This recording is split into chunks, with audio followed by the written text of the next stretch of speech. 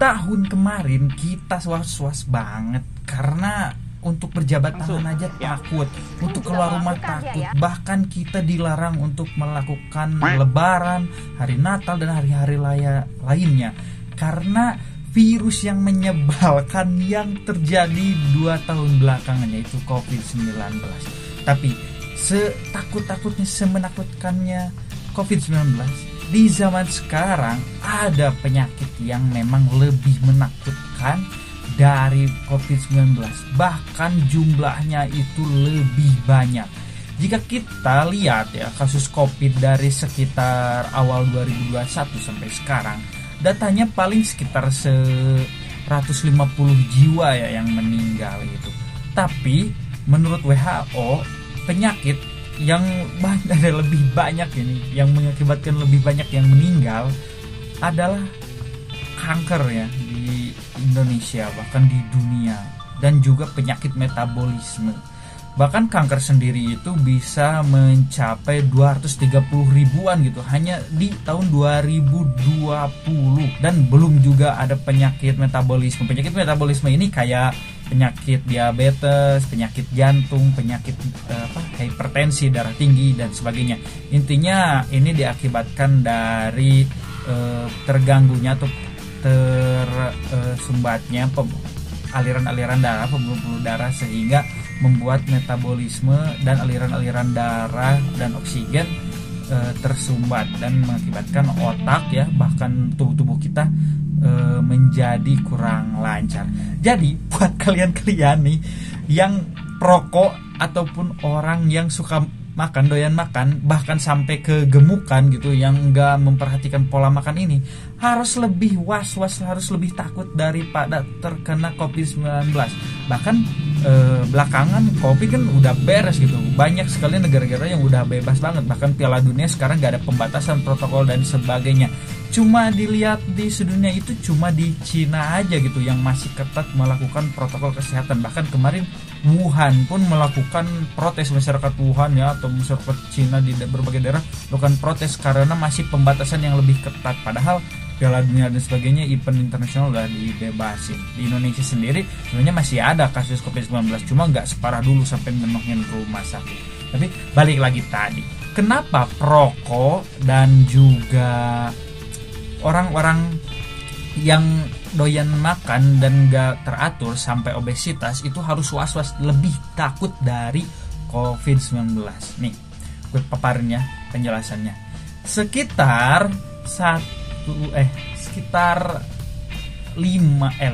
dari 5 pria gitu dan 1 dari 6 wanita itu terpapar kanker gitu. Nah, dan di Indonesia sendiri kasus kanker pada pria banyak terjadi karena bisa disebut perokok ya. Karena apa? Karena yang terkenanya itu kebanyakan paru-paru gitu. Jadi harusnya kan kanker ini itu lebih beresiko terhadap wanita, karena wanita kan biasanya terkena kanker di kanker payudara, ovarium dan sebagainya gitu, dan banyak organ-organ rentan. Tapi laki-laki yang harusnya terkesannya lebih kuat secara genetik gitu, tapi malah banyak terpapar kanker dan sampai meninggal gitu karena paru-parunya gitu terkena. Yang itu kita pastikan gitu kalau di Indonesia paru-paru ini, kanker paru-paru ini karena rokok gitu. Dan juga teman-teman di sini yang obesitas atau yang doyan makan, yang belum obesitas, perhatikanlah nih, karena di Indonesia sendiri gitu, kalau sedunia gitu orang yang meninggal itu karena cancer, karena kanker, kalau di Indonesia sendiri justru yang tertinggi itu karena penyakit-penyakit metabolisme. Kanker ini menjadi nomor 2. Nah, kenapa? Wah, mungkin karena di Indonesia ya kulinernya enak-enak, susah banget buat nahan makan ya. Gak makan di Indonesia itu susah banget. Apalagi banyak itu street food, junk food yang di pinggir jalan yang enak-enak gitu.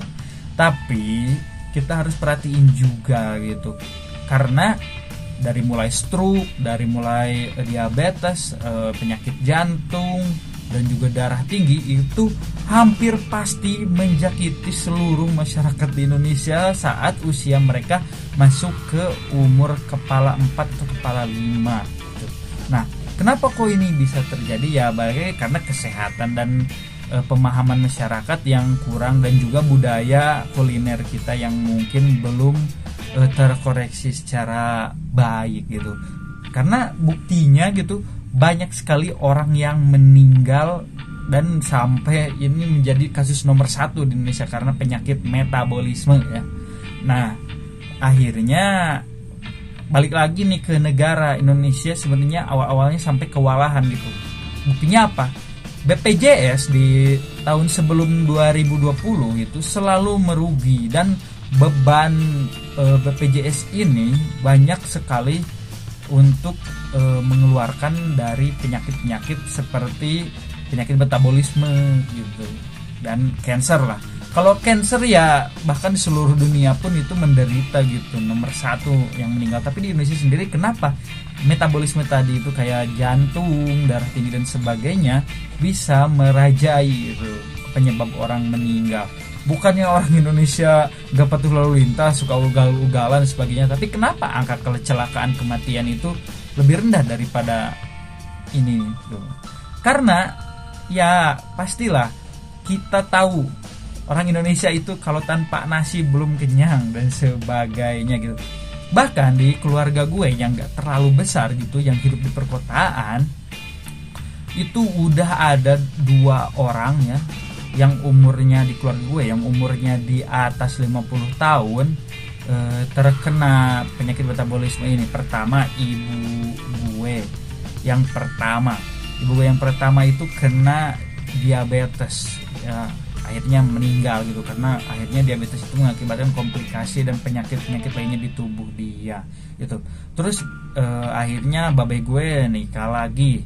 Nah, ternyata istri barunya ini terkena obesitas gitu. Dan waktu sehat dia disaranin sama dokter untuk diet dan sebagainya sehat. Tapi ya susah lah karena kesadaran kesehatan di keluarga gue juga kurang. Akhirnya dia terkena kolesterol sampai dia akhirnya mendapatkan pecah pembuluh darah gara-gara kolesterol itu menyebabkan darah tinggi, sampai sekarang pun lumpuh dan stroke gitu. Nah, itu contohnya. Dan sebesarnya keluarga gue paling yang terkena cancer cuma 1 gitu, kakak gue, dan kemarin pun baru meninggal karena memang dia tidak meneruskan pengobatan secara medis, tapi malah kena embel-embel herbal dan sebagainya. Tapi itu penjelasan yang lebih lain ya kayaknya, dan di video-video gue sebelumnya udah dijelasin. Nah, tapi intinya bahwa masyarakat Indonesia ini lebih rentan terhadap penyakit metabolisme tadi gitu. Karena ya mungkin 4 sehat 5 sempurna, tapi kalau belum kenyang ada 6 gitu, 7 nantinya, bukan 4 sehat 5 sempurna, ada 6 7-nya gitu. Karena ya tadi belum nasi gitu kesadarannya gitu. Bahkan mitos-mitos di keluarga gue itu, ini kenapa gue bawa keluarga gue ya, karena ini juga bisa menjadi contoh kasus yang unik. Karena kebetulan gue tinggal di suatu daerah yang gak jauh sebenarnya dari kota gede, yaitu Bandung, tapi agak pinggir dikit, sehingga masyarakatnya itu masih banyak masyarakat tradisional dan belum teredukasi secara baik. Mungkin ini bisa menggambarkan seluruh Indonesia yang ada di pinggiran gitu, kayak di Indonesia Timur mungkin, ataupun di daerah-daerah Kalimantan yang belum punya fasilitas kesehatan yang baik gitu. Nah, di keluarga gue itu bisa dianggap itu banyak masih percaya tentang herbal gitu, ataupun mungkin bawa ke alternatif, dipijit, didoain dan sebagainya. Sehingga yang tadinya gitu ibu gue yang punya penyakit gula, penyakit stroke, bahkan kakak gue yang cancer gitu bisa sampai meninggal, harusnya bisa diminimalisir setidaknya ditangani dengan baik secara medis gitu. Karena waktu itu sebenarnya BPJS udah tersedia gitu, meskipun awal-awal masih dengan kasus diskriminasi pelayanan kesehatan gitu. Nah, tapi akhirnya ya meninggalnya cepat karena pemahaman mereka bahwa ya udah, kalau nggak sembuh ke dokter dibawa ke alternatif, ke dukun dan sebagainya. Oh, ini kayaknya kalau sampai badannya begini gara-gara efek obat dari dokter, karena ada kimia ya, dianggap bahan kimia gitu. Nah, sebenarnya kan ya bahan kimia, air putih juga sebenarnya bahan kimia juga gitu, kimia CO2 H2O dan sebagainya kan disatuin, oksigen dan hidrogen gitu disatuin jadi air gitu. Nah, dan itu dikotomi seperti herbal dan kimia itu akhirnya meracuni masyarakat yang tinggal di daerah kayak gue gitu. Jadi seolah-olah obat herbal yang datang dari dukun mungkin atau dari ustadz dari sebagainya itu lebih sehat gitu, karena tidak ada bahan kimia pengawet dan sebagainya gitu. Nah, belum lagi saat menderita gitu, saat terkena penyakit kayak kayak diabetes ya, ataupun cancer dan sebagainya, mereka tidak bisa melakukan pola hidup yang seharusnya dianjurkan oleh dokter. Contohnya pas ibu gue kena diabetes, dokter menyarankan hidup sehat gitu, sehingga akhirnya ibu gue tuh mengurangi makanan yang digoreng-goreng. Tapi karena ibu gue masyarakat tradisional gitu, kebanyakan makan umbi-umbian dan karbo itu, sehingga meskipun dia sedang punya penyakit gula, dia malah banyak makan nasi pun kayaknya akhir-akhir udah dikurangi karena menurut ke dokter, tapi dia malah makan karbohidrat yang lain kayak ubi gitu, singkong dan sebagainya yang dianggap lebih alami daripada nasi. Nah, sebenarnya menganggap lebih alami, lebih aman herbal, kimia dan sebagainya itu bukan berdasarkan pengetahuan. Seharusnya mungkin orang-orang yang kayak terkena diabetes dan sebagainya justru harus hidup sehat, kayak lebih mengkonsumsi makanan-makanan yang tinggi serat kayak sayur dan buah, sehingga badannya tidak obesitas gitu, ataupun mengurangi konsumsi yang menyebabkan hipertensi seperti garam gitu dan micin, atau juga mungkin mengkonsumsi protein gitu, agar beberapa sel-sel yang emang terkena kayak kelebihan gula darah gitu, ataupun yang tadi ya sampai stroke gitu, karena pasti stroke kan ada pecah ya pembuluh darah di bagian otak, ataupun otak itu hancur gitu secara sel-selnya sehingga membuat mereka lumpuh gitu. Minimal kalau dengan mengkonsumsi protein secara lebih, protein itu akan membantu merecovery gitu, membantu menyembuhkan gitu, karena kan fungsi protein seperti itu. Nah, teknis seperti itu susah banget diakses, apalagi mungkin waktu itu internet kayaknya di tempat gue sekitar 2015-an itu juga masih belum semasif sekarang gitu, sehingga referensi kesehatan dan sebagainya susah gitu. Apalagi dokter di daerah-daerah itu kadang juga terpengaruh mitos-mitos dan pemahaman-pemahaman bahwa ya udah kalau nggak sembuh ke dokter bisa ke alternatif dan sebagainya, sehingga ya dokter juga akhirnya menyerahkan ke pasien, sehingga pasiennya nggak teredukasi dengan baik dan malah tidak menerapkan hidup yang lebih sehat. Nah, berbeda halnya mungkin kalau ibu gue yang kemarin terkena stroke, karena gue udah dewasa dan paham tentang kesehatan, apalagi banyak referensi sekarang ya dari mulai internet dan banyak yang sekali bikin webinar di YouTube gitu tentang kesehatan. Saat ibu gue disuruh hidup sehat, dari mulai jangan mengkonsumsi banyak, kata dokter itu tepung-tepungan, mungkin maksudnya jangan terlalu banyak mengkonsumsi karbohidrat karena badannya takutnya naik lagi gitu, dan akhirnya obesitas lagi. Harus mengkonsumsi gula secara teratur ya, mungkin maksudnya mengkonsumsi gula gitu jangan berlebih gitu, seperti yang disarankan mungkin kalau dari WHO itu jangan lebih dari, kalau nggak salah berapa gram ya, intinya kayak 1,5 sendok gitu ya. Terus jangan katanya mengkonsumsi goreng-gorengan ya kita tahu bahwa di goreng-gorengan itu banyak lemak jenuh juga ya, apalagi minyak yang terus dipakai berulang-ulang, dan ya intinya itu mungkin bisa meningkatkan risiko kolesterol dia ya karena lemak berlebih.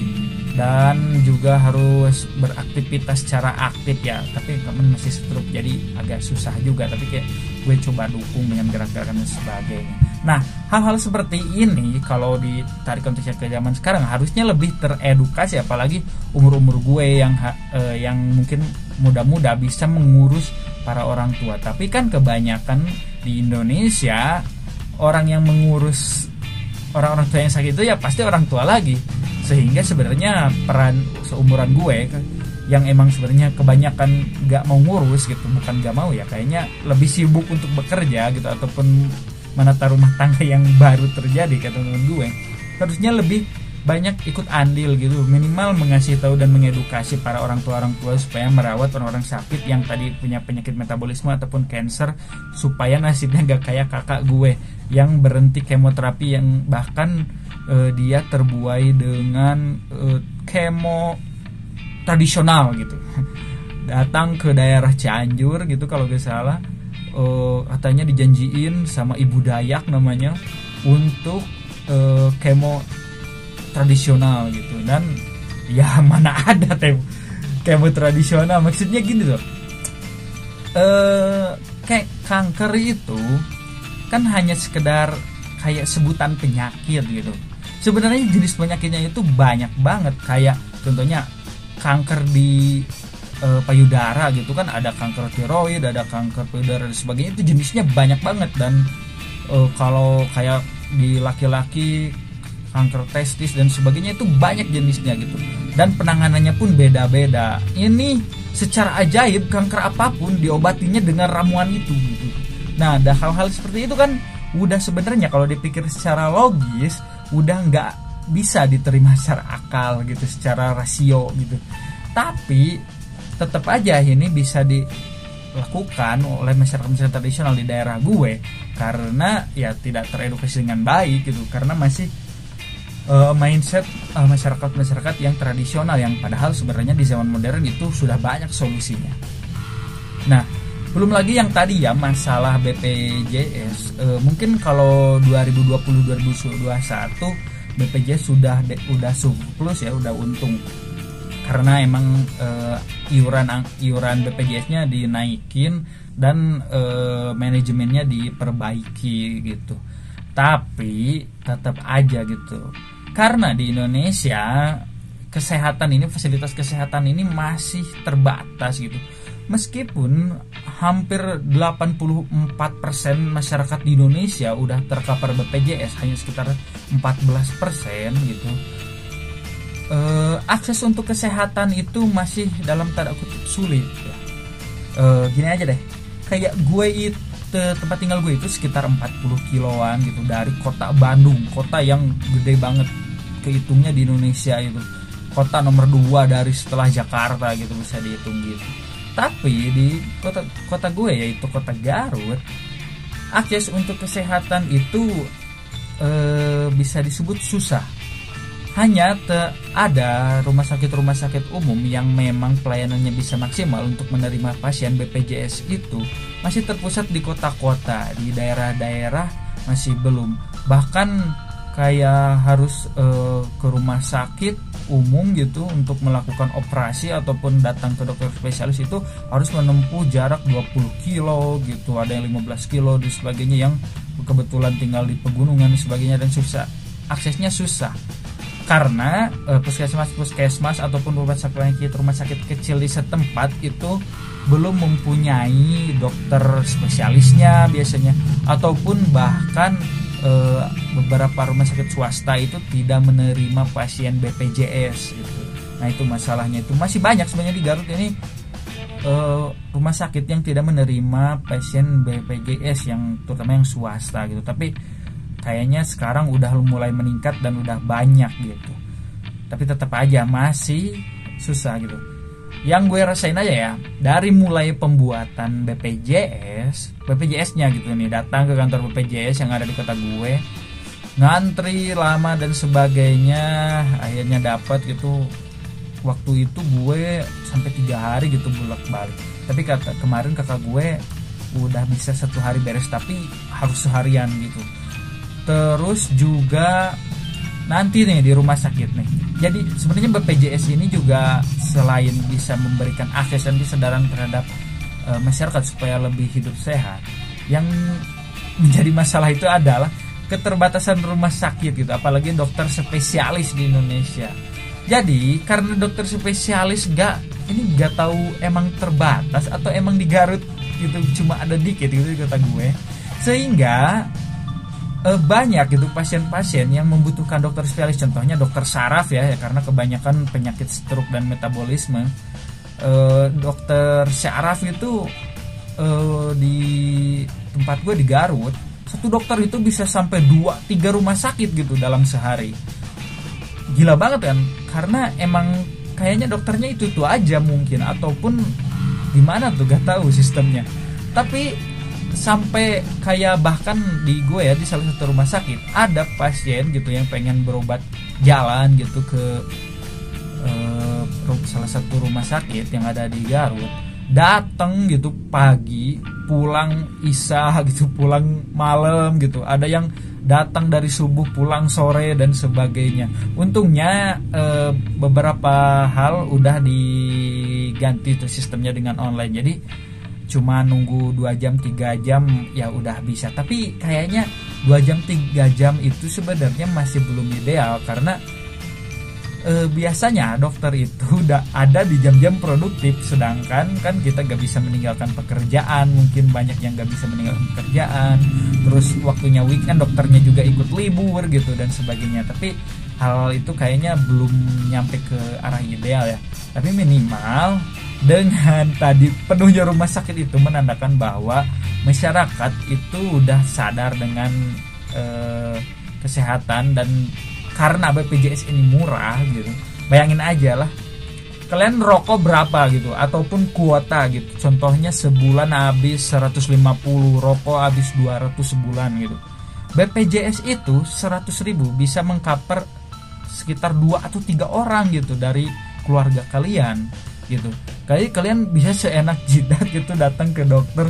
Jadi kalian cuma sakit gigi atau mungkin jerawatan gitu, atau kalian kena mental illness gitu, atau kena mental health gitu, kalian bisa konsul ke rumah sakit, cari dokter yang ada psikolognya dan sebagainya, bisa gitu seenaknya gitu. Cuma ya tadi harus mau ngantri karena masyarakat Indonesia banyak mungkin, tapi jumlah dokter dan rumah sakit terbatas gitu. Oke teman-teman, terlalu panjang ya video sekarang gue.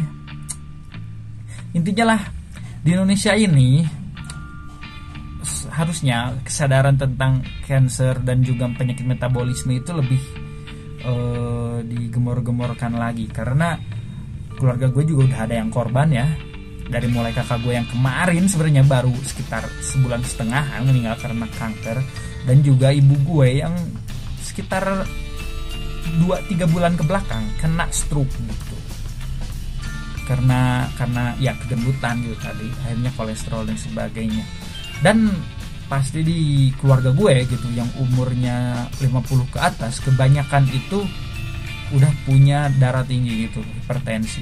Cuma satu kakak gue yang enggak gitu, kakak ipar gue yang emang dia sebenarnya demen olahraga dan badminton gitu, badannya juga bagus meskipun umurnya 50 lebih. Nah itu pentingnya hidup sehat, olahraga dan sebagainya, tapi nanti telah penjelasannya di lain waktu gitu, karena ini terlalu panjang juga ya videonya. Oke, makasih semua teman-teman. Jangan lupa protokol ya, karena masih COVID kayaknya. Ini masih lah gue karena pakai jas hitam ini adalah menandakan gue itu lagi bikin vlog pengangguran gitu. Karena kalau gue nggak lagi nganggur pasti bikin video cuma simpan HP langsung, nggak pakai jas gini-gini nyet ini, kayaknya ribet gitu bikin script dan sebagainya. Data-data tadi kan banyak tuh di video gue, kayaknya ribet banget. Biasanya kalau nggak lagi nganggur dibikinnya lebih ribet gitu, biar proper aja lah, masih data dan sebagainya. Dan contoh kasusnya kenapa gue ambil keluarga gue, karena males juga ya ngepalin data dan sebagainya gitu, dan ribet juga harus ngomong sambil baca layar laptop juga. Jadi semua yang udah mantengin biar nggak gagal paham sampai akhir ya. Semoga kalian sehat gitu. Oh ini nah untuk pencegahannya ya, ini lumayan juga nih pemahaman. Untuk pencegahan gitu, kalau metabolisme lah kita udah banyak tahu lah, biar gak darah tinggi, biar gak gula, hidup sehat, minimal olahraga gitu. Kalau makan mahal gitu, sayur kalian cuma sanggup makan nasi sama sayur, ya udah gak apa-apa, kekurangan potensinya. Tapi minimal kalian olahraga supaya enggak obesitas, karena obesitas itu adalah cara terbaik untuk meninggal di umur 40-an. Gak ada orang gendut yang panjang umur, gak ada. Gue udah buktikan di keluarga gue. Dan juga jangan lupa screening screening cancer gitu. Kalau kalian umurnya 30-40 jangan lupa gitu men-screening, karena kanker itu keniscayaan gitu. Setiap manusia itu pasti kena kanker. Bahkan dinosaurus pun kata dokter Rio Hasan ya, dinosaurus pun itu bisa kena kanker gitu. Karena ya kehidupan kita gitu pasti banyak kardio apa itulah, zat-zat yang memang bisa membuat kayak inti sel kita itu, DNA kita itu bisa rusak gitu. Bahkan keseharian kita pun saat recovery badan itu, saat sel membelah diri gitu untuk bisa mengcover sel yang udah mati, inti-inti sel itu juga malah kadang melenceng ya. Intinya bahasa gampangnya itu setiap manusia itu pasti punya sel pengkhianat gitu. Kalau kalian punya kelompok gitu, pasti di dalamnya pasti ada pengkhianat gitu yang ngedumel gitu. Nah kanker juga gitu, di dalam badan kalian itu sel-sel kalian malah jadi pengkhianat dan menyerang sel-sel lain yang sehat. Jadi makanya screening gitu, karena kanker itu terdeteksi setelah parah biasanya. Jadi jangan nunggu parah dulu, screening. Kalau tadi penyakit metabolisme dan sebagainya, darah tinggi, kayaknya kalian nggak perlu screening lah kalau emang hidupnya sehat. Makasih semua, bye bye.